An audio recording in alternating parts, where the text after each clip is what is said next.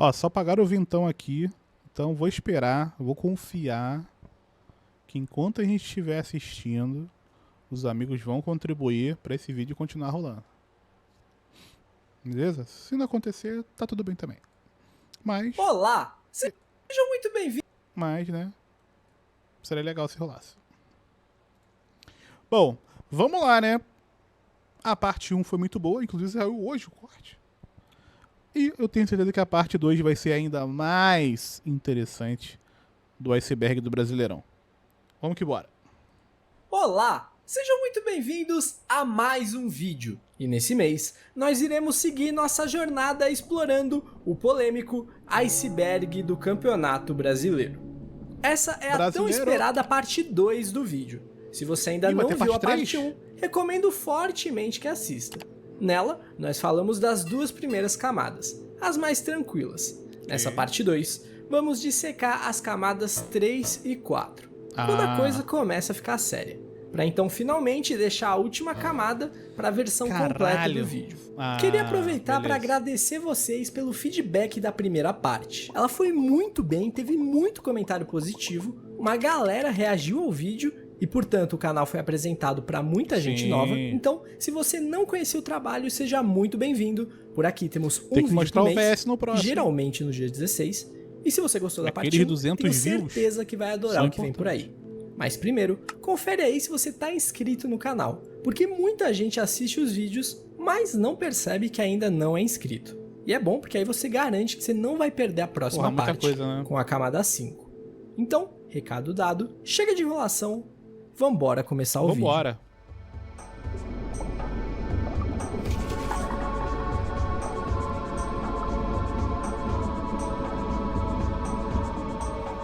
Em 1991, o Grêmio caiu para a segunda divisão. Ele tentou virar a mesa, mas não rolou. Era a primeira vez que um time grande era rebaixado de fato. Foi então que a CBF entrou em ação e decidiu mudar o regulamento da Série B. Desde 88, apenas 2 equipes subiram. Mas para 93, eles acharam que tinham poucos times na primeira divisão, então decidiram que subiriam os primeiros 12 times. Caralho! E o Grêmio acabou se beneficiando dessa mudança de regulamento. Ele conseguiu pegar a última vaga de acesso do seu grupo na primeira fase. E missão cumprida. Estava de volta à primeira divisão, mesmo em 9º lugar. Há relatos que dizem que o Grêmio tirou o pé na segunda fase porque já tinha subido e por isso ficou tão mal na tabela geral. Mas o fato é que em 1992 o Grêmio subiu da segunda divisão na 9ª colocação. O Campeonato Brasileiro de 1985 teve uma classificação final um tanto exótica. O top 8 era formado por Coritiba, Bangu, Brasil de Pelotas, Atlético Mineiro, Sport, Ponte Preta, Ceará e Joinville. Além disso, outra coisa que chama a atenção é que o campeão Coritiba só ganhou 12 das 29 partidas disputadas. Um aproveitamento menor que todos os outros times do top 8. Todos. E pior, com saldo negativo. O time ao longo da campanha sofreu mais gols do que marcou, e mesmo assim foi campeão.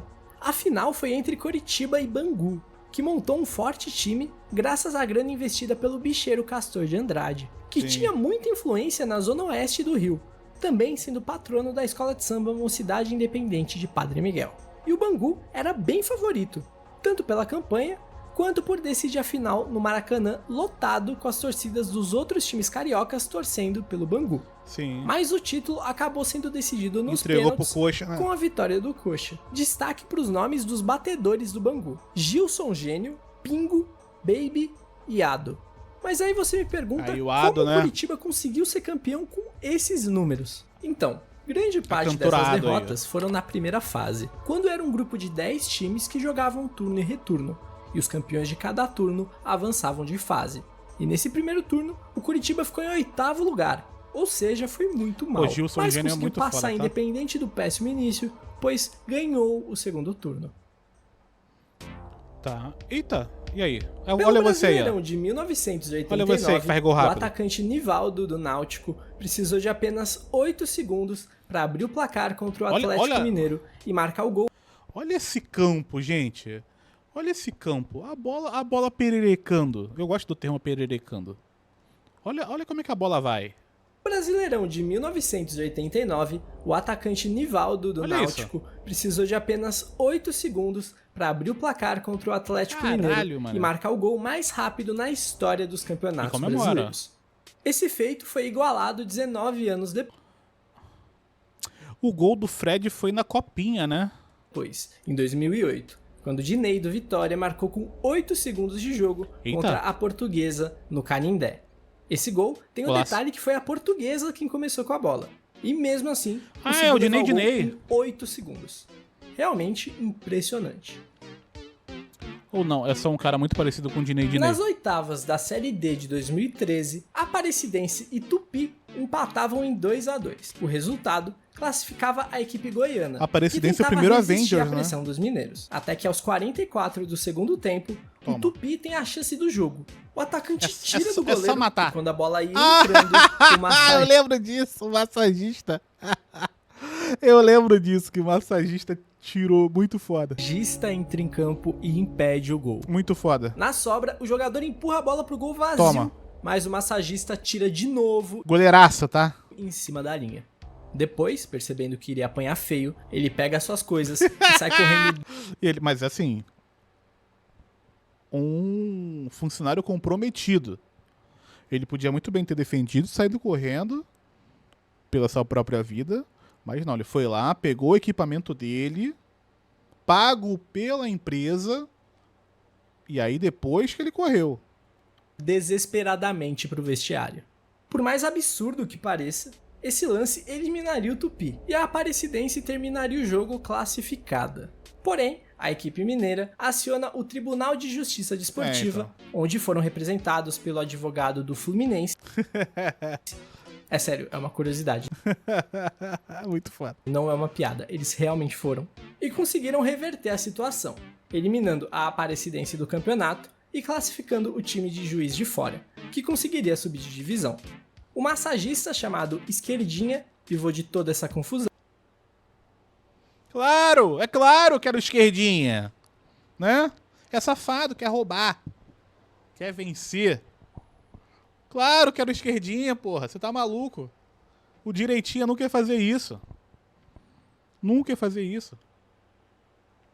foi punido com a suspensão de 24 partidas e multa de R$500. Aí quebrou o homem. Pela sexta rodada do Brasileirão 2005, o Coritiba recebia Ai, não é esse jogo que os dois times são verdes? o Juventude no Couto Pereira.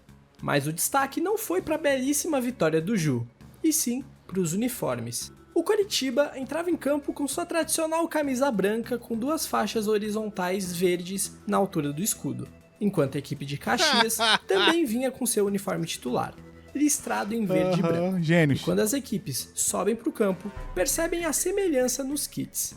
Foi então que o juiz pediu para que a equipe gaúcha trocasse o uniforme, mas eles não tem.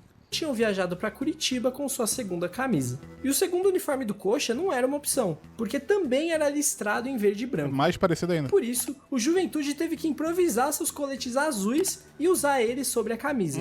E detalhe, tiveram que recortar um quadrado na parte de trás para que se pudesse ver o número dos jogadores. E com o visual de jogo treino, os jaconeiros venceram por 2-1 fora de casa e se mantiveram como o único time invicto no campeonato. Nossa, golaço, hein? Até aquele momento. Icasa. Na Série B de 2013, o Icasa fez uma excelente campanha, Porra, papo reto, né? Inimigo do daltonismo, papo reto. Todo mundo cinza, né? ficando a apenas 1 ponto do acesso. Porém, o quarto colocado Figueirense escalou um jogador irregular. Isso aconteceu por conta de um erro no registro da CBF, que permitiu com que o Figueirense escalasse o jogador. Com isso, o Icasa foi ao STJD para tentar tirar os pontos do Figueirense e, por consequência, ganhar a vaga na primeira divisão. E o time cearense venceu todas as instâncias no tribunal, mas a CBF não deu a vaga, alegando que o clube tinha entrado com a ação depois do prazo. Afinal, a escalação aconteceu na segunda rodada da Série B de Olha que filha da puta. 2013 e o Icasa só entrou com a ação em fevereiro de 2014. E isso gerou uma longa batalha jurídica que se estendeu por anos e anos e terminou com a CBF sendo obrigada a pagar uma indenização que gira em torno de 52 milhões de reais ao time do Cariri. Mas essa que é troco de bala, né? indenização ainda não foi paga e as partes tentam negociar. Enquanto isso, o Icasa nunca mais conseguiu bons resultados e hoje nem Série D vem disputando. Olha aí, ó. CBF parece ser pior que o governo? Ué. Pelo Campeonato Brasileiro de 2010... Cara, o que vocês acham dessa logo do Atlético Goianiense? Sempre quando eu vejo esse escudo, eu fico pensante. Porque ele é feio, mas ao mesmo tempo ele é diferente o suficiente. Parece logo de personagem B do Batman. Aí foi muito, né? Foi muito cabaça. É, a CBF, não tem jeito. O Santos venceu o Agora, a do Santos eu gosto. Atlético Goianiense por 4-2. Em determinado momento do jogo, Neymar sofre um pênalti. Toma. Ele pega a bola para bater. Mas o técnico do Peixe, Dorival Júnior, ordenou que o atacante Marcel cobrasse o penal. E por isso Neymar ficou revoltado, trocando xingamentos com o próprio técnico e com o capitão do time no meio do jogo. Aí, ó. Detalhe, no Campeonato Brasileiro daquele ano, Neymar tinha batido 6 pênaltis, perdido 3 e perdido 3. E quer cantar de galo, né? Perdeu 50% dos pênaltis e quer meter essa bronca. Mas a frase marcante que dá título ao tópico foi dita pelo técnico. Caraca, o profeta. O profeta René Simões, tá? Profeta. Técnico adversário, René Simões. Abre aspas. Estou extremamente decepcionado. Estou desde garoto no futebol e poucas vezes vi alguém tão mal educado desportivamente. Sempre trabalhei com jovens e nunca vi nada assim. Tá na hora de alguém educar esse rapaz. Ou vamos criar um monstro. Estamos criando um monstro no futebol brasileiro. Muito foda. Essa treta culminou na demissão de Dorival na semana seguinte, pois o técnico teria barrado a jovem estrela no clássico contra o Corinthians, sem o aval da diretoria, que optou por encerrar o vínculo com o treinador, mesmo com 65% de aproveitamento. Então. Os estados do Acre, Amapá, Rondônia, Roraima e Tocantins nunca tiveram um representante na elite do futebol brasileiro. E desses 5, apenas o Acre teve em algum momento equipes disputando a Série B. Em 4 oportunidades. Caralho, mano. Deve ser muito... Caraca, muito difícil. Um time do Acre na Série B tendo que fazer só viagem fodida. Ah, vou jogar uma partidinha aqui em São Paulo. Aí semana que vem eu faço uma partidinha ali no Nordeste. Aí na semana que vem eu faço uma partidinha ali no Sul. Caralho, mano, os caras ficam tipo embarcado, né? Trabalha tipo embarcada, não tem como ficar indo e voltando, né? Muito foda. Oportunidades, com Independência e Rio Branco. Na penúltima rodada da Série A de 2007, o Corinthians recebia o Vasco em casa, tentando desesperadamente somar pontos para escapar do rebaixamento. Quando o jogo estava 0-0, o atacante boliviano Arce perdeu uma chance clara. A Série B é um livro de geografia, mas também concentrado no time. Tem muito time de São Paulo, né? Ainda na Série B. Pelo menos acho que ano passado tinha uma porrada de time de São Paulo, né? E o narrador da Rádio 105 FM não se segurou e mandou essa aspa. Otávio soltou na esquerda pra Everton. Bom toque pra Arce, dominou, vai marcar, bateu, vai a merda, Arce! Que isso? Pelo amor de Deus, impressionante! O cara abole o gol, o cara chuta a bola no tobogã! O cara abole o gol, ele chuta no tobogã! Ele tá louco, ele falou. Anos depois, Arce disse que perdoou o narrador pela fala e levou no bom humor. A questão é se a torcida corintiana perdoou ele pelo chute que poderia ter salvo o Corinthians do rebaixamento. E faltou, né? Agora eu se consigo. Porra, muito foda, tá maluco. Mais uma de 2007 envolvendo. Porra. Essa Essa é muito foda. Essa quem não conhece, bora. Envolvendo o Corinthians. Dessa vez, na 27ª Porra, essa rodada. é muito boa. Quando perdiam o clássico pro Palmeiras, aos 39 do segundo tempo, o volante Bruno Otávio tentou arriscar de fora da área, mas não pegou legal na bola. Foi então que Milton Leite mandou essa... Uma das poucas vezes que Milton Leite lançou uma pedrada. Porque, porra, eu odiava assistir jogo com Milton Leite. Porra. Frase para milhões de espectadores ligados no Sport TV aquele dia. Virou Pierre, olha só, Brilhan, bateu de primeira. Ela rebate ali no Martinez. Sobra a bola pro Bruno. Ô, Bruno tá. Que beleza, Bruno tá, hein? Ele nunca fez um gol na vida de fora da área. Aí no Palmeiras e Corinthians, aos 39 do segundo. Caralho, olha o gigante Finazzi aí, ó. No tempo ele pensou, agora eu se consagro. E pegou de tornozelo na bola. A bola saiu aqui perto da bandeirinha de escanteio. Em mais um momento patético de Bruno Otávio. Que isso? Em mais um momento patético. Esse é mais um caso em que jogador e narrador se resolveram anos depois. Na terceira rodada... Porra, essa logo tá meio cansada, parece a logo do Parma, né? Da Série D. A do Brasiliense a gente já falou no programa passado. Gigante.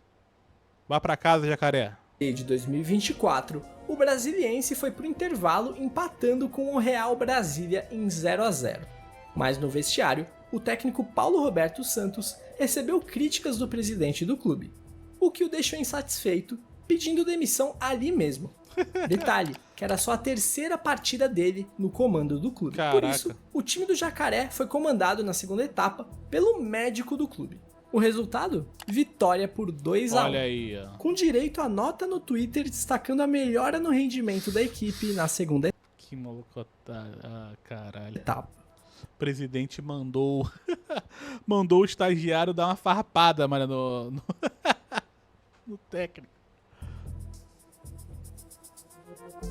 Em 1989, Toma. o Coritiba foi vítima de uma canetada da CBF. Basicamente, o clube estava punido e perdera o mando de campo, tendo que jogar contra o Santos em Juiz de Fora. Tá. Até aí, tudo bem. Eles estavam brigando por uma vaga na segunda fase com o Sport, que iria jogar contra o Vasco no dia 25. Vasco? E o jogo contra o Santos fora marcado para o dia 22. Ou seja, o Sport jogaria sabendo de quanto precisava vencer para avançar de fase. Mas aí, o Coxa conseguiu uma liminar no STJD para que os jogos fossem realizados na mesma data. Então, a equipe nem viajou para Juiz de Fora. Porém, no dia 22, a data do jogo antes da liminar, o Santos entra em campo e aguarda o juiz da WO. E no dia seguinte, a CBF derruba a liminar e pune o Coritiba com a exclusão do campeonato, rebaixamento para a terceira divisão e obriga o time paranaense a ressarcir o Santos e a prefeitura de Juiz de Fora em 400 mil cruzados novos. Simples assim. O Coxa tentou reverter a situação no tribunal, mas tudo que ele conseguiu foi abrandar um pouquinho a pena, sendo permitido a jogar a segunda divisão já em 1990. 21. De 2011 a 2013, a Série C do Campeonato Brasileiro foi palco de diversas batalhas judiciais pelas vagas. Na edição de 2011, o Rio Branco já tinha se classificado para a próxima fase e jogado 3 jogos. Porém, a CBF decidiu excluí-lo da competição por infringir o artigo 231 do Código Brasileiro de Justiça Desportiva, que é basicamente entrar na justiça comum para reverter alguma ação da justiça desportiva sem que todas as instâncias tenham sido... Não faz... É uma loucura isso, né? Tipo, você não pode entrar na justiça comum, senão a gente vai te punir. Cara, muito foda. Esgotadas. E o Rio Branco fez isso junto ao governo do Acre para tentar anular a interdição da Arena da Floresta, que era onde o clube mandava os jogos. Tá. Foi aí que entrou o 13, que tinha sido o 5º colocado na Série D de 2011 e moveu ação na justiça pedindo a vaga do Rio Branco no ano seguinte. Daí entra o Araguaína, que tinha sido rebaixado no grupo do Rio Branco, alegando que se o Rio Branco fosse excluído, ele teria que cair no lugar do Araguaína e não subir mais um da Série D. Mas logo ele desistiu da ação com medo de represálias. Olha aí, peidou, no final das contas, para 2012, a Série C foi disputada com a presença do 13 e não do Rio Branco. Mas em 2013, a CBF entrou em acordo com os clubes e recolocou o Rio Branco na competição, junto do 13, fazendo com que a Série C tivesse 21 clubes. Cara, a logo do falecido Grêmio Barueri é uma sacanagem de feia também. Puta que pariu. Macaé também muito feia. Cara, aquele leão também ali do Baraunas é cansado, hein? Aquele leãozinho ali também é cansadíssimo. Afinal, subiram 4 da Série D, mais o Rio Branco, que não tinha disputado nada no ano anterior. O do Sampaio Corrêa por causa é tão do feio pra mim que dá a judicial. volta. Mas não para por aí. Naquela edição de 2013, o Betim, que era o Ipatinga, perdeu 6 pontos por causa de uma dívida de 2006 com o Nacional da Ilha da Madeira. Detalhe, foi punido pela própria FIFA. Só que com esses 1 hora de vídeo disso aí é 1 hora que foi paga? Não, pagaram só 20 minutos. pontos a menos, Mas se você quiser ajudar a contribuir, pode contribuir. ele que tinha pego a quarta e última vaga para os mata-matas, caía para a 5ª colocação, classificando o Mojimirim para a 2ª fase. Por isso, o clube foi para a Justiça Comum tentar pegar os pontos de volta, cometendo mais uma infração. Aquela mesma que deu toda a confusão com o Rio Branco 2 anos antes, por entrar na Justiça Comum. O que levou a CBF, logicamente, a excluir o time mineiro da competição. Mas o clube no tribunal conseguiu anular essa decisão e recuperar na justiça os pontos perdidos. Isso tudo algumas horas antes da partida de ida entre Mojimirim e Santa Cruz, já pelas quartas de final. E como a CBF não conseguiu derrubar essa liminar a tempo, o Betim voltava para a 4ª colocação e entrava no lugar do Mojimirim. Completou o resto? Valeu, Buenaventura. Tamo juntasso. Aí sim, hein? Aí você fez, porra. Aí você fez a alegria do streamer. Para jogar o mata-mata. Depois de finalmente ter sido eliminado no campo, o STJD excluiu o Betim da Série C e o rebaixou para a 4ª divisão por ter entrado na Justiça Comum antes de esgotadas as tentativas. Pô, mas aí é muito fácil, né? Porque você faz o que você quer. Se não der certo, o cara não tem como recorrer, porque se ele recorre, ele se fode. E aí tu fica nesse controle pra sempre. Via Justiça Desportiva. E para não cair 6 clubes e sair de 21 para 19 participantes, a CBF decidiu salvar da forca um dos times que tinham sido rebaixados naquele grupo. E nessa, o Craque se manteve na 3ª divisão, mesmo com apenas 17 pontos conquistados. Pro azar do Brasiliense, que estava no outro grupo e tinha feito 30, quase o dobro. Merda. E acabou sendo um dos 3 que caíram lá, por seu grupo com 11 times. Agora, se o primeiro fez 34 e o nosso gigante Rio Branco do Acre fez 6 pontos, é que o negócio foi triste, tá? Talvez o Craque estivesse em outro time. E por mais que ele tenha jogado 2 jogos a mais, repare que ele ficou com apenas 1 ponto a menos do que o líder da outra chave. Bizarro. Pela Série C de 2016, Guarani e ABC se enfrentavam buscando uma vaga na final da competição. O jogo da ida foi uma goleada do ABC por 4-0 fora. Lúcio Flávio, aquele? Aquele Lúcio Flávio? Do Botafogo? No baile. Todo mundo já dava o elefante na final. Até porque ninguém reverte um 4-0, não é mesmo? É, então. E foi aí que o Guarani aplicou um sonoro 6-0 no jogo da volta. Fumagalli, grande Fumagalli. Ah, esse jogo, caralho, sim. 99% de fé, esse foi o lema do Bugre nessa Série C. Alex Santana toma. Limpou, bateu. Golaço.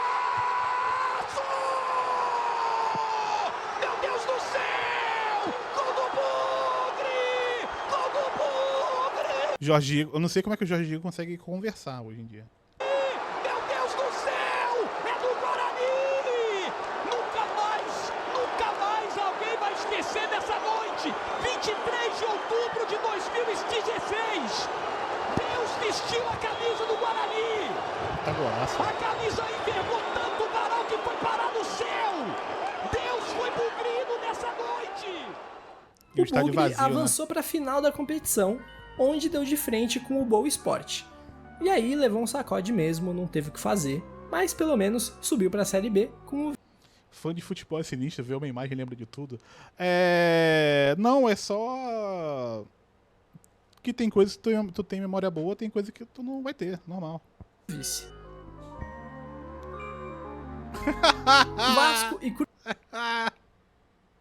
Essa é pica demais. Cruzeiro duelavam pela Série B de 2021, com transmissão da Globo. Vale lembrar que estávamos na reta final da pandemia. Portanto, a equipe de transmissão da Globo não estava no estádio, Sim. apenas os repórteres. O Vasco abre o placar no primeiro tempo e poucos minutos antes do final da partida amplia, 2-0. No lance seguinte, escanteio para o Cruzeiro e bola na rede, 2-1. Isso, pelo menos, é o que mostra o placar da Globo, porque ao marcar esse gol, os jogadores do Cruzeiro comemoram de maneira bem enfática, o que gera até um estranhamento ao narrador e o comentarista. Afinal, faltavam poucos segundos para acabar o jogo, e se eles quisessem Muito buscar foda. o empate, teriam que agilizar, pegar a bola e sair correndo para o meio do campo para dar a saída. Logo em seguida, o juiz apita o fim da partida, 2-1 pro Vasco. É a carinha do E juiz. apenas nesse momento, o repórter chama 3 vezes pelo nome do narrador. Afinal, ele tinha uma informação importante Ô, Luizão. Luiz. Diga, Gil. Então, paizão. a respeito do resultado final.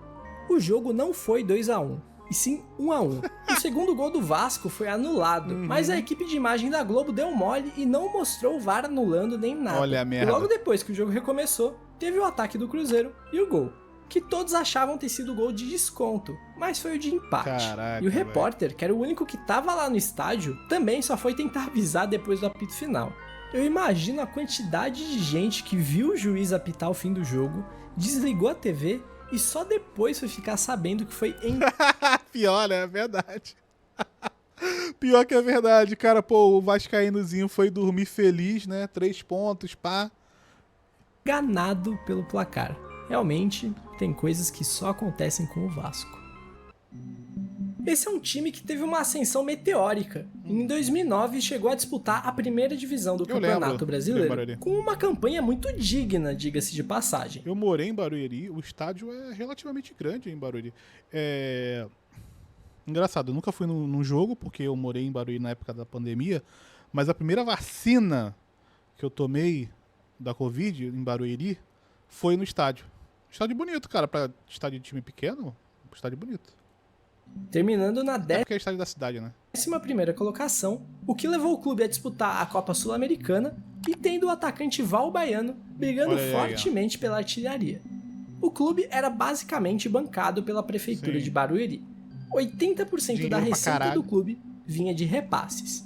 Ilegais, inclusive. Porém, a diretoria do clube brigou com o prefeito, o que fez o time perder o apoio e se mudar para Presidente Prudente, a mais de 500 quilômetros de distância. Aham. E dali em diante foi tudo por água abaixo. Já em 2010, foram rebaixados para B na Lanterninha, uma queda tão brusca que em 2014 eles já tinham ido parar na Série D. Eles chegaram até a voltar para Barueri nesse meio tempo, mas não serviu de muita coisa. Hoje, o clube praticamente não existe mais. E é apenas uma lembrança de tempos passados. É, rapaz. Olha aí. Ó. Em 2019, durante o programa Jogo Sagrado, da Porra, mas não deveria estar aí, né? Isso aí, né? Isso aí é, porra, extinta Fox amplamente conhecido, não? Sports, que Deus a tenha, estava se discutindo a capacidade Muito do foda. Flamengo de Jorge Jesus disputar campeonatos com times europeus. Foi aí que o ex-jogador Carlos Alberto falou uma das frases mais incríveis da televisão brasileira. Essa frase é absurda. Mais absurdo... Ó, maior sacanagem que essa foi a canetada do Arrasca. Aquilo sim entrou na mente... Aquilo sim entrou na mente do jovem. Ele tomou uma canetada num jogo do Zico de final de ano e ele não para de falar sobre isso até hoje. O nível do Flamengo hoje é muito bom, tá? Mas traz o Real Madrid. Vamos falar de nível técnico? Traz o Real Madrid pra jogar a Série B aqui. Eu afirmo com vocês que ele não ganha. Não tenho nada mais a adicionar. Não tem como. Em 2009, o Fluminense era lanterninha e os matemáticos apontavam que o clube tinha 99% de Cara. chance de cair para a Cara, isso aqui... Cadê o Léo? O Léo não tá aqui, né? O Léo que é Fluminense. Isso aqui foi um negócio assustador. E era muito foda, porque semana a semana você ficava assistindo e o Fred, ele fazia um gol. Foi no estádio? Ele fazia o gol e ele comemorava fazendo um coraçãozinho, assim, jogando pra torcida. Porra, era muito foda. Segunda divisão, após Tinha 8 anos, então não tem como. somar 18 pontos em 24 rodadas. Porém, novamente, futebol não é uma ciência exata. Não é. O Fluminense brigou com a calculadora e ganhou. Conseguiu uma sequência de 11 jogos invicto ao final do campeonato e rebaixou o Coritiba no ano do centenário dele, Bizarro. dentro do Couto Pereira, gerando um quebra-quebra impressionante após o apito final. Inclusive, negócio de rebaixamento, provavelmente não vai falar, mas uma das cenas mais feias que eu já vi num jogo foi naquele jogo do rebaixamento do Vasco contra o Atlético Paranaense, que eu não sei nem se o cara não morreu.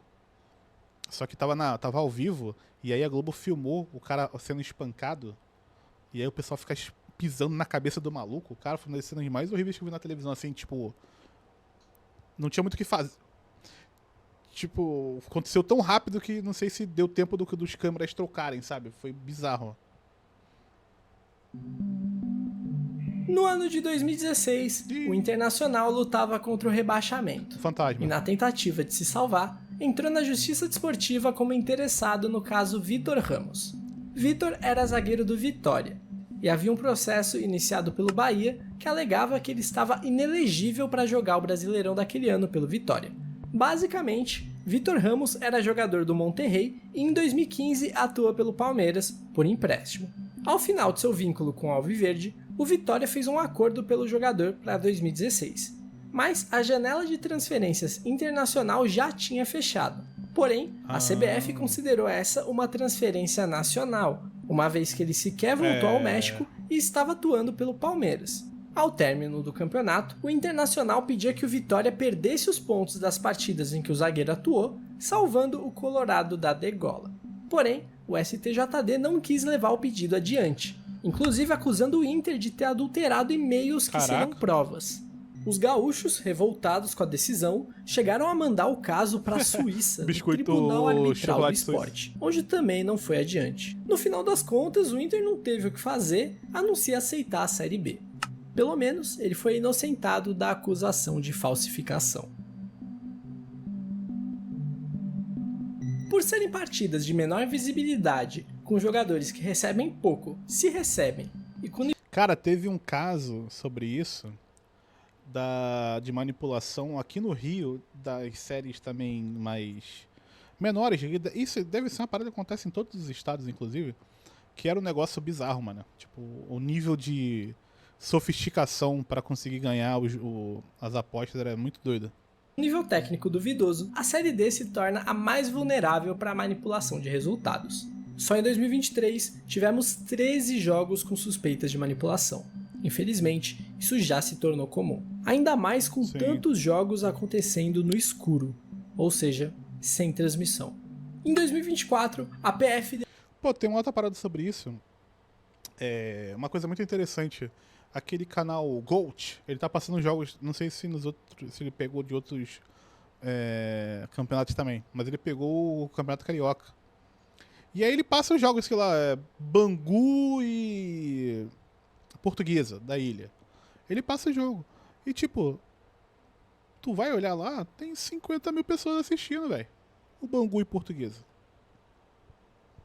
Eu não sei se financeiramente é viável você... Se 50 mil pessoas dá o retorno. Mas, tipo, tem uma certa demanda, né? Para esses jogos menores também.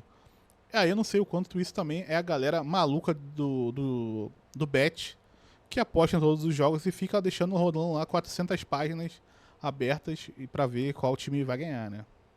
Então, tem essa questãozinha também. Mas...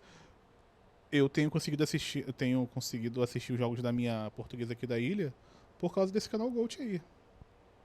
Deu início à Operação Jogo Limpo, para investigar a partida entre Inter de Limeira e Patrocinense. Segundo o relatório, foi descoberto que apostadores sabiam que a equipe visitante sofreria pelo menos 2 gols no primeiro tempo. E foi o que aconteceu. A primeira etapa terminou 3-0 para Inter, com um gol contra e vários lances bem bizarros. Inclusive, a maior goleada de uma partida de Campeonato Brasileiro, o 10-0 do Brasiliense sobre o Interporto, que a gente mencionou. Esse gol contra aqui é uma putaria, tá? O mano aqui não quis nem... De campeonato. Ele não quis nem fingir, né? Ele só jogou pra rede mesmo. Vários lances bem bizarros. Inclusive, a maior goleada de uma partida de campeonato. Pô, foda do teu time tomar o gol do Tobinha, né? Tomar o gol do atleta Tobinha é pra ser sacaneado pra sempre. Campeonato Brasileiro, o 10-0 do Brasiliense sobre o Interporto, que a gente mencionou na primeira camada, também é uma partida suspeita de manipulação. O presidente do Interporto, na noite daquela partida, tem anúncio sim, o Canal Gold tem anúncio. Registrou um BO alegando uma possível facilitação por parte dos jogadores do seu próprio time. Só naquela Série D, o clube sofreu 47 gols e marcou apenas 3. Caralho! Menos 47. Mas o Real Ariquemes também tomou 44 gols, né? Porra. Sua única vitória no torneio foi contra esse mesmo Brasiliense por 1-0 no primeiro turno, o que levantou ainda mais suspeitas. Das 13 partidas suspeitas de manipulação em 2023, o Interporto estava envolvido em 5. E olha que ainda tinha um time chamado São Francisco do Acre, que estava envolvido em 7. Então, se você estiver assistindo a alguma partida da Série D e vê uns lances meio esquisitos, pode suspeitar que tem coisa aí. Se pá. A Leopoldinense? Em 2020, o Imperatriz do Maranhão fez a pior campanha da história da Série C, e essa marca dificilmente será superada. O clube, em 18 jogos, não venceu nenhuma partida. Só empatou uma e perdeu as outras 17. Que isso, cara? Esse empate foi um 0-0 com o Remo na terceira rodada. Um aproveitamento de 1,8%. O clube marcou 10 amador, gols e levou 60. Levou 6 do Paysandu, 5 do Remo, 6 do Santa Cruz, 7 do Botafogo da Paraíba e mais... Caraca, calma, que tinha um nome ali muito foda. Olha lá. Charles. O nome do maluco é Charles. Muito foda. Parabéns pra esse pai e pra essa mãe, tá? 5 do Remo, 6 do Santa Cruz, 7 do Botafogo da Paraíba e mais 7 do Ferroviário. Nesse mesmo ano de 2020, tivemos a pior campanha da história de uma competição nacional. Palmas. O Palmas, na Série D daquele ano, venceu 0 partidas, empatou 0 partidas e perdeu 14. Zero? Um total de 0 pontos, 4 gols marcados e 39 sofridos. Não, eu tava pensando nisso. Esse é o escudo mesmo do Palmas? Essa só não é a pior campanha se você considerar os mas aí é... menos 9 pontos do Vila Nova de Minas em 2014. Mas na ocasião, o clube... Cara, Série D 2014, Grupo A5. ...tinha sido punido pela escalação irregular de um jogador e perdera 14 pontos no tribunal. Ou seja, em campo ele conquistou 5 e conseguiu terminar só com menos 9. Então. Em campeonatos brasileiros, tiveram pelo menos 2 eliminações por sorteio. Tem um vídeo aqui no canal que conta apenas histórias desse tipo, se você se interessar. Legal, em 1965, Porra, Eletrovapo. Que nome absurdo. Hoje em dia esse time é fazer sucesso, né? Tem um bom marketing pra esse time aí, hoje em dia. Eletrovapo do Rio de Janeiro e Desportiva do Espírito Santo empataram na ida, na volta e no desempate. Aí é foda. Na época não existia disputa por pênaltis. E por isso, o classificado foi decidido no cara ou coroa. Outro caso desse aconteceu em 1967 entre Botafogo e Atlético Mineiro. Botafogo! Na oportunidade, o Galo teve mais sorte. Pô, mas você vai disputar no cara e coroa, porra, que seja... Tira isso aí e coloca na porrada, né? Melhor resolver na porrada do que no cara e coroa, tá maluco? Em 2020, na Série C, em meio à pandemia, o São Bento de Sorocaba teve um surto de Covid. Caraca. E por isso teve que enfrentar o Criciúma com 21 desfalques. Caralho! Detalhe que ele já era o lanterna do seu grupo e o pedido de adiamento da partida foi negado pela CBF. Tava tudo... Inacreditável, né? dando errado. Inacreditável. Tu tá com um time com 21 pessoas com Covid e aí você vai falar: vamos não, coloca aí, quem tiver. O time foi a campo com apenas 12 jogadores disponíveis e teve que improvisar o goleiro reserva no ataque durante o segundo tempo. Inacreditável, velho. Mas mesmo com tudo isso, conseguiu arrancar o empate em 0-0, que pelo menos tirou eles da lanterna. CBF é muito O Potiguar venceu o Atlético Cearense pelo... Que logo é essa, Atlético? Que logo é essa, Atlético Cearense? Que logo... O cara falou, o Maninho falou, que escudo é esse? Hein? É a de América? placar magro na última rodada do grupo A3 da Série D de 2024.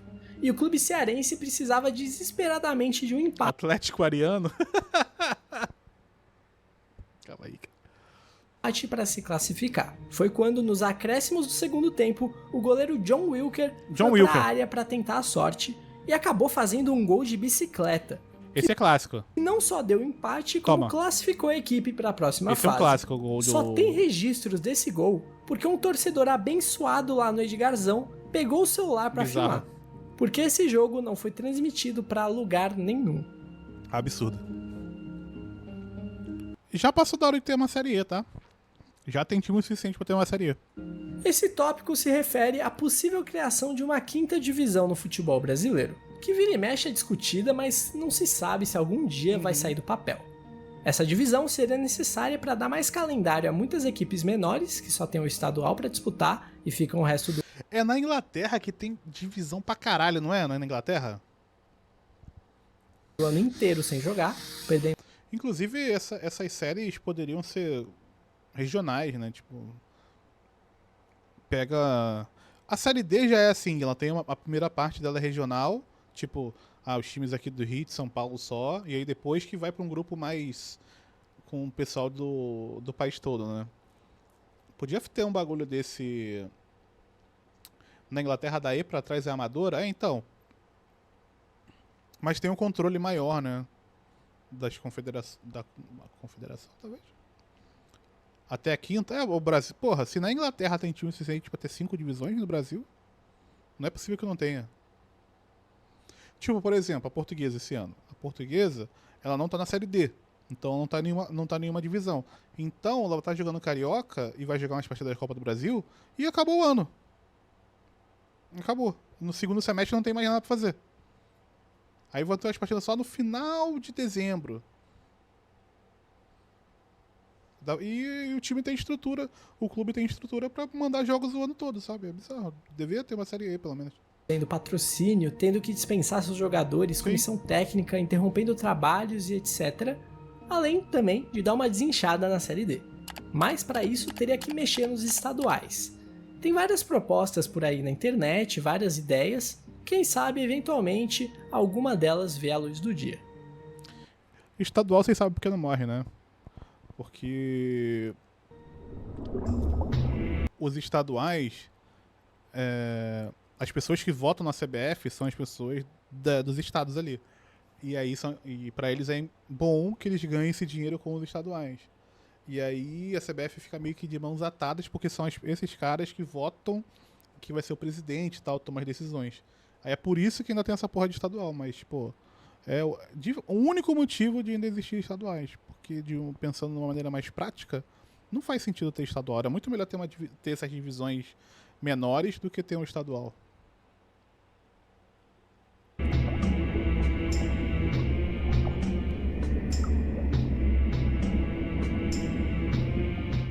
Era a reta final do Campeonato Brasileiro de 2009. E o atual tricampeão São Paulo vinha forte na briga pelo 4º título consecutivo. Na 34ª rodada, o São Paulo visitava o Grêmio. E acabou tendo 3 jogadores... Mas se acabar com a Copa do Nordeste, eu fico triste? Tá aí. ...expulsos no duelo que terminou empatado em 1-1. Foram eles Borges, Dagoberto e Jean. 3 pilares... Cara, esse time era muito forte, velho.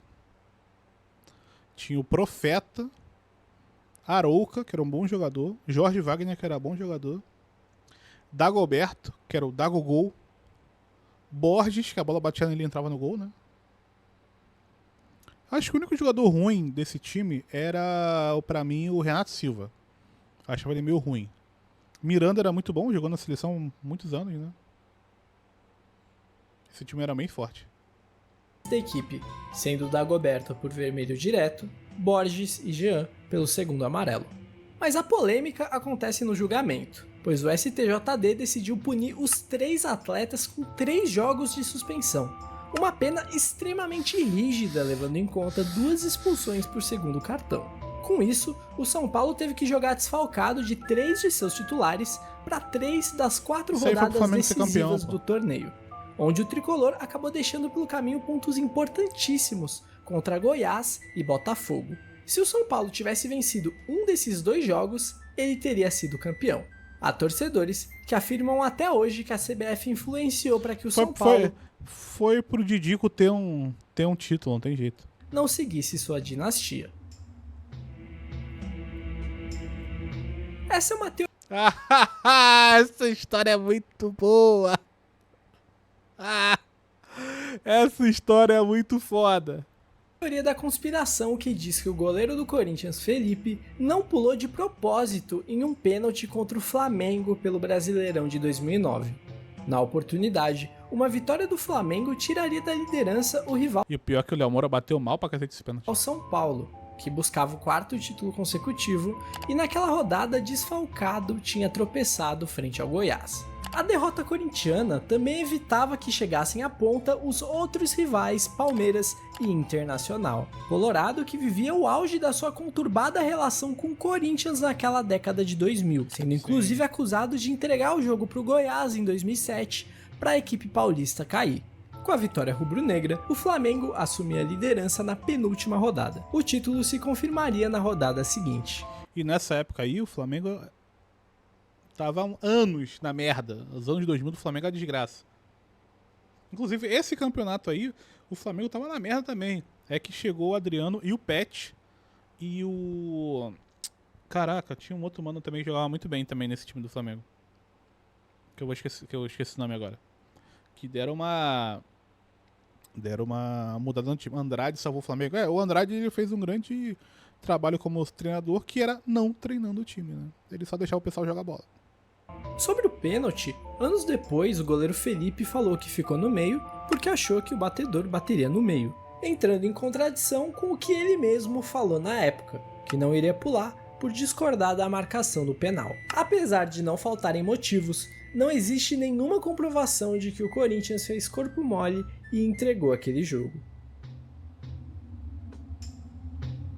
Se os São Paulinos se irritaram com a suposta entregada do Corinthians no Brasileirão de 2009, eles puderam sentir o doce gosto da vingança logo no ano seguinte. Dessa vez era o Corinthians que liderava o torneio, mas a equipe alvinegra tropeçou frente ao Vitória a 3 rodadas do fim, e tinha que torcer para o São Paulo arrancar pontos do Fluminense se quisesse se manter na liderança. E o São Paulo, que já não queria mais nada naquele campeonato, teve 2 jogadores expulsos e levou logo 4 do Fluminense, que assumiu a liderança do Conca e não largou mais, sendo campeão brasileiro. Nesse meio tempo, tendo jogado com o Palmeiras, inclusive, que também não tinha porquê dar a vida. Esse foi o brasileiro que o Conca jogou todas as partidas? O Brasileirão de 2009 teve mais um jogo suspeito que mudou os rumos do torneio. Na última rodada, o Flamengo recebia o Grêmio, enquanto o Inter recebia o já rebaixado Santo André. Com a lógica se confirmando e o Inter vencendo o Santo André, o Flamengo seria obrigado a vencer o tricolor gaúcho para ser campeão. Caso contrário, o campeão seria o Internacional. E aí, com a oportunidade de tirar o título do seu rival e sem interesse nenhum no campeonato, pois já não disputava nada àquela altura, o Grêmio escala os reservas e é derrotado por 2-1, o que gerou a fúria dos colorados que acusam os gremistas de corpo mole. Na época, a torcida do Inter recortou um trecho do jogo em que o atacante Bergson, ao entrar em campo, teria dito para Douglas Costa não chutar mais no gol. Mas não existe um vídeo em boa qualidade da cena e a conclusão foi tirada a partir de leitura labial. Então não é confiável. Fazer leitura labial nessa qualidade curioso, pois um grupo de cerca de uma dezena de torcedores gremistas foram receber o time no aeroporto com hostilidade Isso porque, segundo eles, o time teria Caraca, Mário Fernandes, Adilson e Douglas Costa. O time era bom, mano. dificultado muito o jogo pro Flamengo, jogado com vontade demais. Foi mesmo. Anos depois, Douglas Costa chegou a admitir que a equipe gremista não deu seu melhor naquela partida. Nos anos de 2011 e 2012, a última rodada do Campeonato Brasileiro era composta por clássicos regionais. Isso para obrigar times que já não brigavam por nada no campeonato a jogar com seus titulares e com vontade, para evitar as tradicionais entregadas, que estavam bem em alta na época ali de 2009 e 2010. Mas a última vez que isso aconteceu foi em 2012. E o principal motivo para o fim foi a dificuldade na logística de segurança, pois estados como Rio e São Paulo teriam que dividir seus efetivos de polícia em 2 Foda que já vi esse vídeo todo no TikTok, caralho. jogos, pois são 4 rivais. Aí, uma forma de contornar isso era levar um dos clássicos para outra cidade. Por exemplo, em 2011, Fluminense e Botafogo foram jogar em Volta Redonda para Flamengo e Vasco ser no Rio. Porque todos os jogos são no mesmo horário, né? Já com os paulistas, São Paulo e Santos foram lá para Mogi Mirim, enquanto Palmeiras e Corinthians duelavam na capital. Mas isso acabava sucateando o jogo, pois levavam um dos duelos mais atrativos para o público para longe do mando dos clubes. Outra solução seria colocar jogos em dias diferentes, como feito em 2012. Mas caso o jogo fosse importante, alguém acabaria levando vantagem por já saber o resultado do seu adversário. Então, em 2013, uma votação foi feita e decidiu-se acabar de vez com os clássicos na última rodada. E aí, você gostava da ideia? Não, meio merda. Durante o Brasileirão de 2003, o Juventude ia aplicando um sonoro... Maluco. Hoje em dia não é mais assim, mas tinha uma época que era 3 times. Era Juventude, Atlético Paranaense e Internacional. O Flamengo começava o ano, o Campeonato Brasileiro, com 3 derrotas já. Ia pra lá e você sabia que você tinha certeza que ia perder pra esses 3 times. Certeza absoluta que ia perder pra esses 3 times. Só não sabia de quanto. E às vezes era sofrido, viu? Que já tomou de goleada do Juventude é sacanagem. 6-1 no Corinthians, dentro do Alfredo Jaconi. E quando o jogo já entrava nos acréscimos da segunda etapa, o repórter da Globo entrevistou o técnico Geninho do Corinthians. E ainda no banco, com a bola rolando, o técnico se demitiu ao vivo para milhões de telespectadores. O Mauro tá ali bem pertinho do Geninho, ainda vamos tentar ver se o Geninho fala alguma coisa, né? É pouco provável, mas de todo jeito. Geninho, você talvez seja o que tenha menos culpa, mas costuma pagar por isso o técnico, né? Ah, mas com certeza. Com certeza. Eu acho que esse negócio de culpa é uma coisa muito subjetiva. Muita gente machucada, renovação. É, mas você é o comandante, né? E você tem que assimilar as coisas. Acha que não fica depois disso? Hã? Você acha que não fica no Corinthians depois desse jogo? Não, eu acho que depois desse resultado eu peço para sair. Bom, tá aí então, né, Kleber? Tá aí então, né, Kleber? É o que eu imaginava, e o Mauro Naves acaba de dar o toque com o Geninho. Ao que tudo indica, né? O Geninho vai pedir para sair do Corinthians antes de Já pediu. Antes de ter uma notícia desagradável, ele vai dar a notícia, né? Que tá saindo do Corinthians. Foi a declaração do Mauro Naves, do Geninho, pro repórter Mauro Naves. Fim de jogo. Mais ou menos, né? Mais ou menos. Na Série C de 2011, o Fortaleza precisava de uma goleada contra o CRB e secar o Campinense para escapar do rebaixamento para a Série D. A matemática para o Fortaleza ficar era, caso o Campinense vencesse o Por isso tinha tanto técnico gaúcho no início do século, era mais Copa do Brasil. Guarani Os times do Sul chegavam bem longe da Copa do Brasil. Sobral por 1-0, o Fortaleza precisaria vencer o CRB por 4. Antigamente tinha muito negócio do técnico da Copa do Brasil. Porque hoje, meio que são sempre os mesmos times que chegam na final, né? Mas no início dos anos 2000 ali, variava muito os times. Aí, o cara que tava num time mediano, menor, ele conseguia fazer uma boa temporada, ele já tava no Flamengo no ano seguinte, entendeu? Hoje em dia não tem mais isso, não, muito mais difícil. O pessoal profissionalizou muito, né? Não fazem tantas loucuras assim, não. Tirando um clube ou outro, mas os grandes clubes não fazem mais tantas essas loucuras, não. 4-0. As partidas aconteciam no mesmo horário. E nos minutos finais, o Campinense abriu o placar. Uma notícia devastadora para o Fortaleza, que ia vencendo o CRB por apenas 2-0. E é aí que começa uma sequência de lances bem bizarros, para dizer o mínimo. Note que o CRB estava com 2 homens a menos, sendo um deles o goleiro, expulso por chutar a bola no gandula. E como o clube alagoano não tinha mais trocas, tinha um jogador de linha no gol. E a partida estava atrasada em relação ao jogo de Campina Grande, porque do primeiro para o segundo tempo, os jogadores do Fortaleza trocaram de uniforme e subiram com a camisa branca. Detalhe, eles tinham acabado de jogar o primeiro tempo contra o CRB, que estava vestindo uma camisa branca. Muito louco para dar uma segurada. Gol do Campinense! Gol do Campinense! Gol do Campinense em Campina Grande! O Fortaleza vai cair e o Galo vai se classificar. Gol do Campinense aos 45 minutos do segundo tempo. Campinense 1, Guarani 0. Festa pro torcedor do Campinense, festa pro torcedor do CRB. César. O Galo está classificado, Edson Moura. E a torcida do CRB comemora como se fosse um gol aqui. Olha os o gol do jogadores, o banco Campinense. reserva. E toma. O gol do Campinense na tela da TV Pajuçara. Gol horroroso. Gol do Campinense. Olha a festa do Marco Antônio, Edson Moura. Olha o Fortaleza, acabou. Carlinhos Bala. Tomou. Gustavo Papa. Gol do Fortaleza. Gustavo Papa faz o terceiro aos 39. Olha o Carlinhos. Fortaleza 3, CRB 0. Carlinhos Bala tá correndo dizendo: falta 1.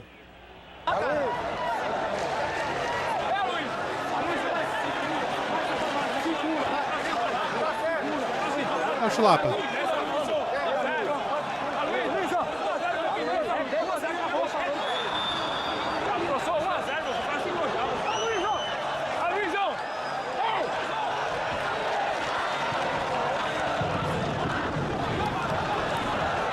Forma bem, não concordo com a sua participação do CRB. Para mim, um novo treinador deve vir para o Clube de Regatas Brasil. E, claro, contratar mais 2 ou 3 reforços, que era, inclusive, planejamento do Clube de Regatas Brasil. O CRB tem ir para outra fase, é como começar toda uma história nova. Olha o Fortaleza atacando, tem que marcar mais 2, o Fortaleza. Vence por 3-0, olha a batida pro gol, Vinícius na zaga, pancada. Gol do Fortaleza. Gol do Fortaleza. E o gol do Fortaleza acontece mais um no estádio Presidente Vargas. 4 para o Fortaleza, 0 para o CRB. 4. Isso é uma vergonha nacional. Isso aí o Brasil tem que mostrar isso. Tem que contar essa história. Alguém tem que relatar isso. 5 minutos. Inteiro. Você acredita que o jogador do Fortaleza, César, veio pedir para os jogadores do CRB deixar levar mais um gol? É brincadeira, César. É brincadeira. O quarto árbitro não vem aqui não, ó. Tirar o auxiliar, professor. É inacreditável, César. Acabou pedir, pode pedir, né? Pedir tá liberado, não pode. O que eles queriam dar aconteceu. Dinheiro. Fora o vídeo dos jogadores do banco do Fortaleza pedindo descaradamente pro jogador do CRB entregar mais um gol, o que mais levantou discussão foi Carlinhos Bala dizendo pros adversários que faltava um gol na comemoração do terceiro, o que segundo ele era uma provocação e não um pedido, e a câmera flagrando o jogador do CRB supostamente falando pro goleiro deixa fazer poucos segundos antes do quarto gol do Fortaleza. Segundo o relato do próprio jogador, ele na realidade disse deixa bater. Ele estava se referindo ao tiro de meta. Houve tentativas de se comprovar alguma compra de resultado, mas o caso foi arquivado e ninguém foi punido. Vale dizer que no outro jogo do grupo, o Campinense foi extremamente beneficiado, com um gol impedido e um gol do Guarani de Sobral mal anulado poucos minutos antes. Olha onde esse cara tava, velho. Em 2011, o Atlético Mineiro tinha a faca e o queijo na mão para realizar o sonho de todo torcedor: rebaixar seu arquirrival. Só que ele jogou o queijo no chão e enfiou a faca no próprio estômago. Naquele esquema de clássicos na rodada final, o Cruzeiro precisaria somar pontos frente ao Atlético, ficando de olho no Atletiba e no jogo do Ceará, que eram os 2 adversários que poderiam ultrapassar a Raposa. Mas ele não precisou de nada disso porque fez sua parte. E muito bem. O Cruzeiro destruiu completamente... Excluindo a questão logística dos clássicos na última rodada, porra, ter um jogo desse, assim, um Bavi na última rodada, tendo que ganhar pra não cair, porra, foda. Completamente o Galo, vencendo por 6-1 e escapando de sua primeira queda. O Cap até venceu seu clássico, mas de nada adiantou. Ele acabou caindo no lugar. Olha aí o gol de mão do Barros. Em 2012, o Palmeiras perdeu para o Inter por 2-1. Um resultado catastrófico para a equipe alviverde, que lutava contra o rebaixamento. A polêmica fica por conta do gol de empate que o atacante palmeirense Barcos marcou, com a mão. O problema é que o juiz e os bandeirinhas não viram irregularidade e deram o gol.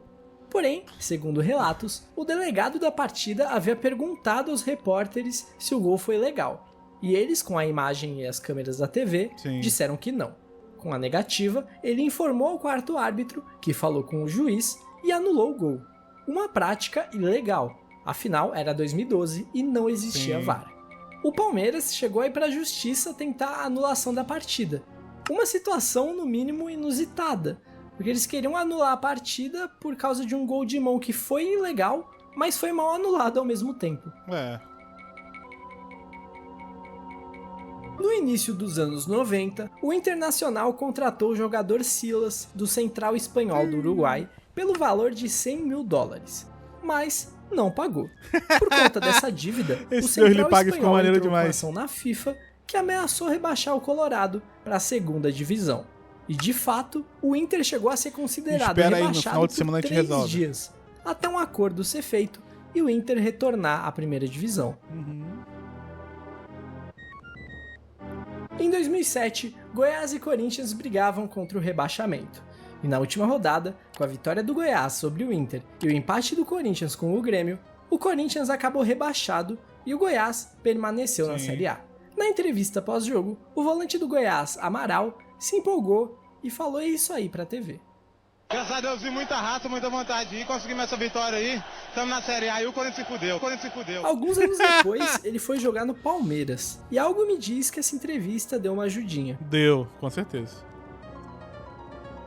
Esse é um acontecimento muito comum com equipes brasileiras, principalmente em divisões inferiores.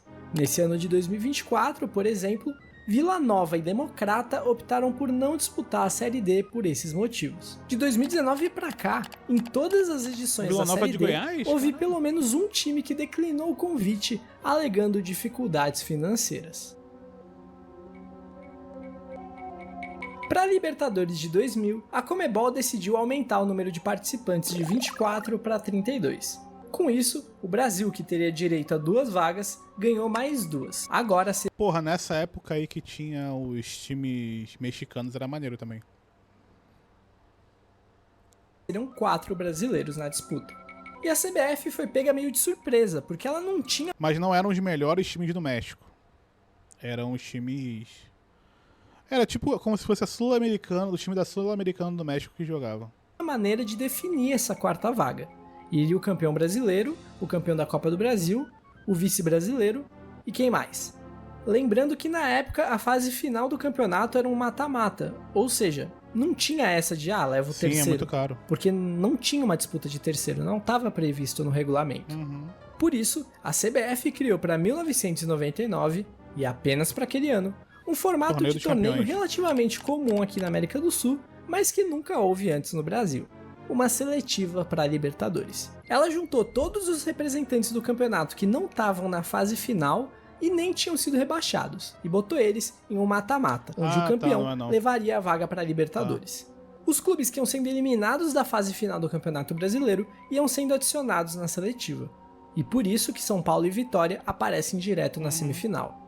O campeão foi o Atlético Paranaense, que conseguia pela primeira vez em sua história a vaga para a Libertadores. E pode-se dizer que esse torneio foi quase uma Copa do Brasil. E do jeito que as coisas são, eu não duvido nada que no futuro ela pode até ser considerada uma. É comum ver pessoas falando que o Flamengo foi rebaixado no ano de seu centenário, em 95, mas virou a mesa e permaneceu na elite. Porém, essa informação não procede. O Flamengo de fato teve um centenário péssimo, ficando em uma das últimas posições do campeonato. Porém, naquele ano, só caíam 2 equipes. E isso não foi uma mudança de regulamento em cima da hora, como algumas pessoas dizem. Afinal, desde o fim dos anos 80, cair 2 era meio que o padrão. Só começaram a rebaixar 4 times em 97, 2 anos depois. Se o Flamengo tivesse ficado entre os 4 últimos em 97, ele teria caído. Como foi em 95, ele não caiu. Tartá era jogador do Fluminense, né? E estava emprestado ao Atlético Paranaense durante o início de 2010. Ele já havia sido 2 vezes punido com o cartão amarelo durante o Campeonato Brasileiro. Caso sofresse o terceiro, seria suspenso. Quando retornou para o Fluminense, acabou sofrendo o terceiro amarelo contra o próprio Cap e por isso ficou de fora da partida contra o Grêmio. Em seguida, ele levaria amarelos contra Inter, Vasco e Palmeiras, ficando de fora também da última rodada, cumprindo suspensão. Até aí, tudo certo. Porém, na Série B daquele mesmo ano, um atleta do Duque de Caxias tinha levado um amarelo atuando pelo Ipatinga e posteriormente mais 2 pelo Duque. Mas ele seguiu atuando até ser amarelado 3 vezes pelo seu novo clube. Esse caso foi levado ao STJD e a equipe da Baixada foi absolvida, não sofrendo nenhuma punição.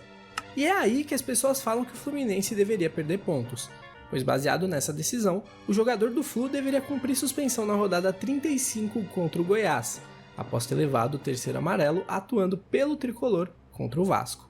Só que isso não faz sentido nenhum, uma vez que a absolvição do Duque de Caxias no julgamento não torna a ação deles a correta. E é aí que entra a declaração do Procurador-Geral do STJD, que no caso do Duque, defendeu que o resultado conquistado em campo por mérito esportivo deveria ser mantido. Mas essa declaração acabou gerando polêmica mesmo 3 anos depois, em 2013, quando o mesmo STJD decidiu pela retirada dos pontos de Flamengo e Portuguesa, rebaixando a Lusa sem respeitar o resultado do campo. Mas STJD, né? Internacional e Paysandu se enfrentavam pela 29ª rodada do Brasileirão 2002. O Papão já tinha escapado do rebaixamento, a época do mas o Internacional precisava muito da vitória. Uma derrota o jogaria na 2ª divisão. E segundo as más línguas, 4 jogadores do Paysandu teriam recebido uma grana para fazer corpo mole. Isso chegou até os ouvidos do presidente do Papão, que anos depois confirmou a história e disse que chegou a oferecer dinheiro para que eles não entregassem o jogo. Mas nada feito. 2-0 para o Colorado, que se salvou da 2ª divisão. O interessante é que se o Inter caísse, teríamos Botafogo, Palmeiras e Internacional na 2ª divisão de 2003. 26 times, velho. Em 1997, a TV Globo divulgou gravações telefônicas que revelam mais um esquema de corrupção e manipulação de resultados no Campeonato Brasileiro. Nesses telefonemas, é possível ouvir Ivens Mendes, que era o presidente da Comissão Nacional de Arbitragem, pedindo dinheiro para Mário Celso Petralha, presidente do Atlético Paranaense, e Alberto Dualib, presidente do Corinthians, em troca de favorecimentos na arbitragem. Esse dinheiro seria para Ivens Mendes se lançar como deputado federal. Exclusivo, escândalo no futebol brasileiro. O chefão da arbitragem da CBF e presidentes de grandes clubes se envolvem numa história de corrupção com lances que incluem acertos financeiros, promessa de favores da arbitragem e muitas mentiras. Alô? Mário Celso? Alô? Eu tô precisando que você me mande hoje 25 mil. Liga pra minha secretária, a Marli, dá os dados pra ela. Sei. Que eu entro em contato com ela e providencio. Sou eu, Ives. Você não falou com a dona Marli, rapaz? Já falei, já tá aí. Já foi. Já foi. Falei com ela agora. Já foi. Tá bom, um abraço. Tchau. Já foi, porra. Tá gordura no Vasco aí. Eu, se puder, vou até falar com o juiz. Pra dar uma mãozinha pra você. Quem é que vem aí? Aí o Godoy, Oscar. Até pra você falar com o seu jogador, que esse Oscar é meio unha de cavalo. Não reclamar, não fazer p*** nenhuma. Faca direitinho o Edmundo, ele fica nervoso. Você precisa ver aí o que eles vão me ajudar, hein, rapaz? Não, vai começar bem já. O que você chama de bem? Bom, não é por telefone que eu falo. Ah, mas não tem nada demais. Conversa tem nada bem. Demais. Tanta gente ajuda tanto candidato. Não, já começa com 100. Aqui pode ficar tranquilo que vai sair o que você quiser. Na Justiça Comum, o processo não foi muito longe, porque os áudios foram coletados de forma clandestina, legal. Portanto, não serviam de prova. E como esses eram os únicos indícios de crime, ninguém foi punido. Já na parte desportiva, a CBF baniu Ives Mendes do futebol. Mas os presidentes de Atlético e Corinthians passaram praticamente ilesos. O Petralha tá aí até não hoje. teve nada, o Atlético Paranaense começou o Brasileirão de 97 com 5 pontos negativos. E só. O Corinthians, por exemplo, não sofreu nenhuma punição.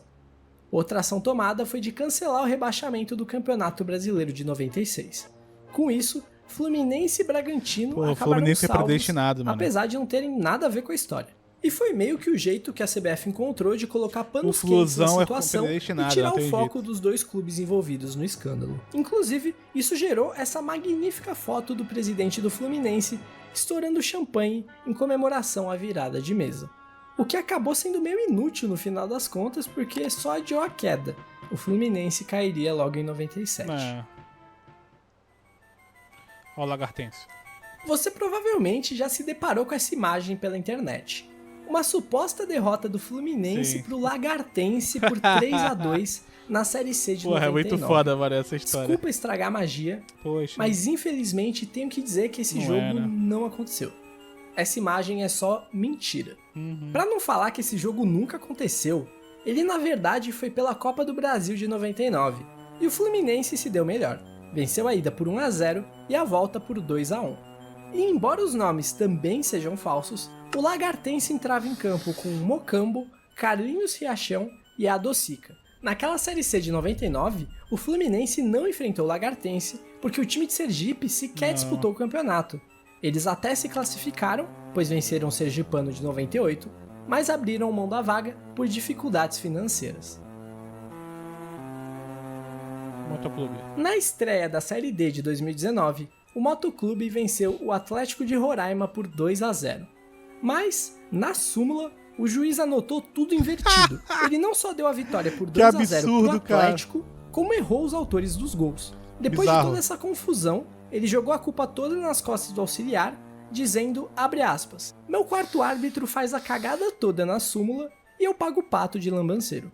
O quarto árbitro disse que o caso ficou no passado e que seu pensamento está no próximo jogo. Fez uma merda mesmo, velho. Foi ele mesmo que fez a merda. Em 1986, o jogador Carlos Alberto, do Sergipe, foi pego no exame antidoping depois de uma partida contra o Joinville. Por isso, a partida que terminara 1-1 virou uma vitória para o Joinville. Esses pontos a mais que o Joinville ganhou poderiam deixar o Vasco em uma situação difícil de classificação. E se o clube não se classificasse, significaria que ele jogaria a segunda divisão no ano seguinte. Então, o time carioca articulou com outros grandes para tentar reverter essa decisão no STJD.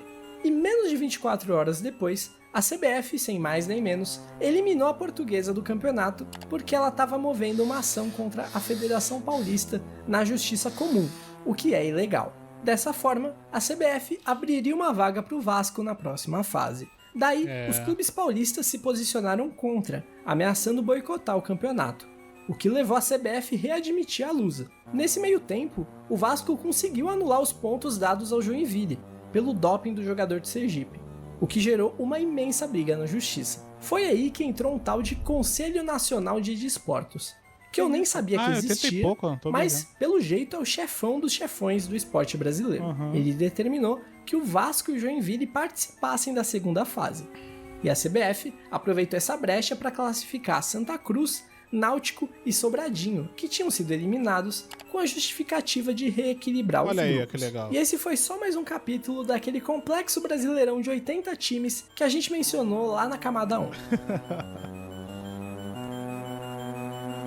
Lembra que lá na primeira camada eu disse que em 1986 a CBF decidiu unificar todas as 3 divisões em uma só? Então, por isso a Série B daquele ano meio que não existiu de fato. Mas 4 grupos daquele campeonato, os grupos E, F, G e H, continham os times que deveriam jogar a Série B e eram considerados como a segunda divisão. Os campeões dos grupos foram 13, Central de Caruaru, Inter de Limeira e Criciúma. E como não teve um cruzamento entre eles, Central e 13 se intitulam campeões da Série B de 1986. A Inter de Limeira cogita pleitear o título caso os outros dois clubes consigam reconhecimento oficial da CBF. Né? E o Criciúma, em 2023, também demonstrou interesse em ser reconhecido. Ou seja, os 4 se dizem campeões da mesma Série B. Ninguém é campeão, Apesar então, né? disso, a CBF não reconhece nenhum.